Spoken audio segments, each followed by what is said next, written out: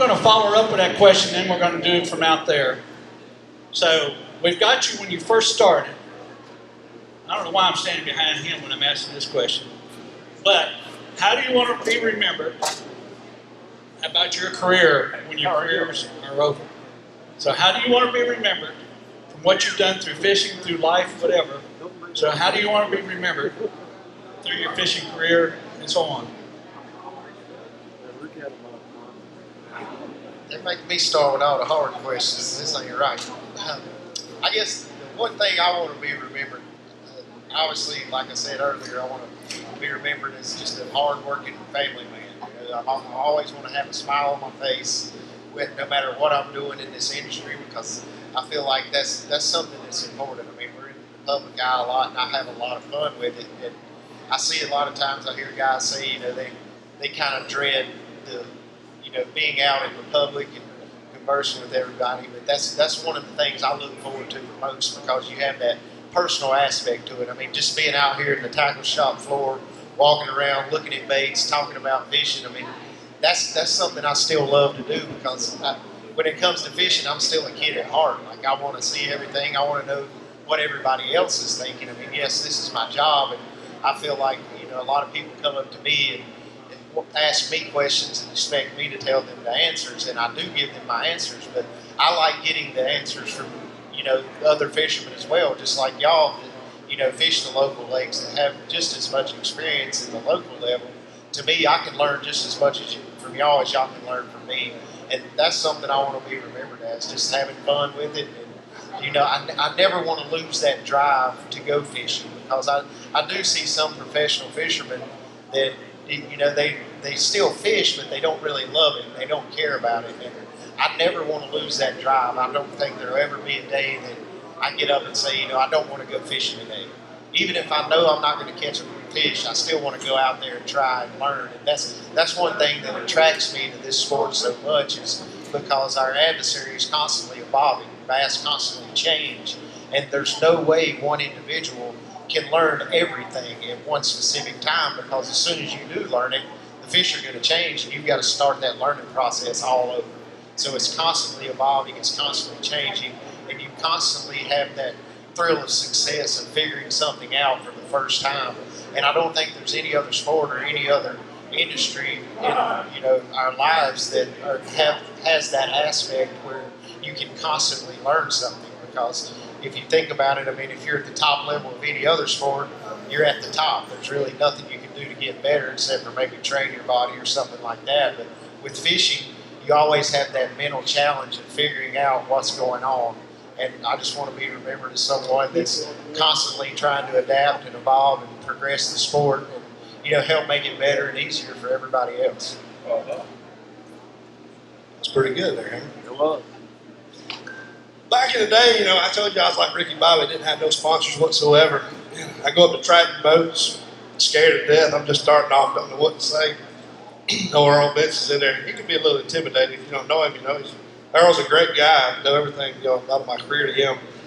But he leaned over his desk. I'm trying to get me a boat deal. He leaned over, he stopped right in the middle of everything. He said, "Son, let me tell you something." He said, "Never forget who you meet on your way up, because you're going to meet them on your way down." I said, "Yes, sir." So I've always remembered that. You know, I guess if I want to be remembered for one thing is like, I come to these boat shows, I love talking to people, especially kids. That's the future of our sport. And I just want to be known for somebody, hey, he showed me something I never will forget. You know, try to teach them everything I know. I do a lot of tinkering around, trying to customize baits here and there, and doing some different things. And we all have our secrets. We all, you know, that's the thing about what we do. You can try to hide them if you want, but with TV and internet now, you're not going to hide anything for the most part. Just go ahead and tell your secrets, let them rip. And that's what I do. I'll probably catch more if I didn't. But just, I want to be, you know, remember for somebody to talk to somebody else something, you know, along the way about fishing. Well, that's perfect, because that's kind of the same thing with me. I just want to inspire people, you know, that's pretty much it. I love fishing. It's the most amazing sport. It's something that you can enjoy 2 or 3 years old. It's something you enjoy when you're 92. I remember Glenn Lown picking up Homer Circle, and Homer's in his 90s and couldn't hardly get around, and he'd pick up Homer Circle and put him in the boat, launch the boat, and take him fishing.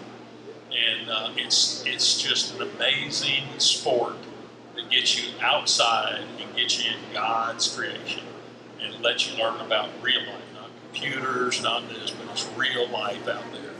And so if there's anything I want to be remembered for, it's inspiring people to get out there and go fishing, know how fun it is. And of course, probably the most important thing in my life is Jesus Christ. So I want to be remembered for that and inspiring people to accept Jesus Christ. So other than that, that's about it.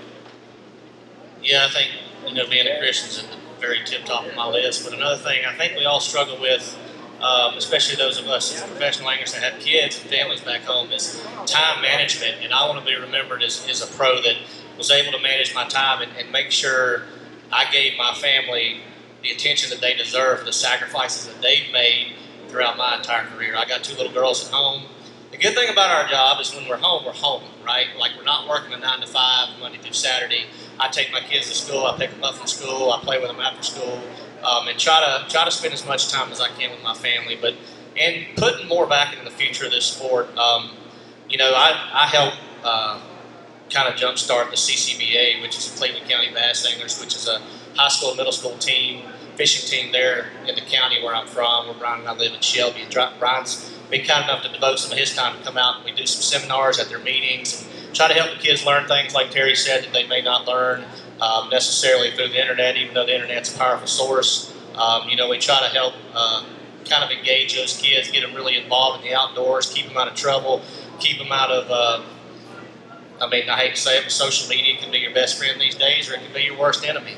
There's a lot of negative energy that surrounds our sport, but there's a lot more positives, and you have to figure out how to decipher the difference, because there's so many things floating around the internet now that that can be a really bad influence and kind of make you make some bad decisions along the way. But I try to keep all my social pages as positive as they can all the time. I try not to get political. I try to let people see all the good that our sport has to offer and not the bad.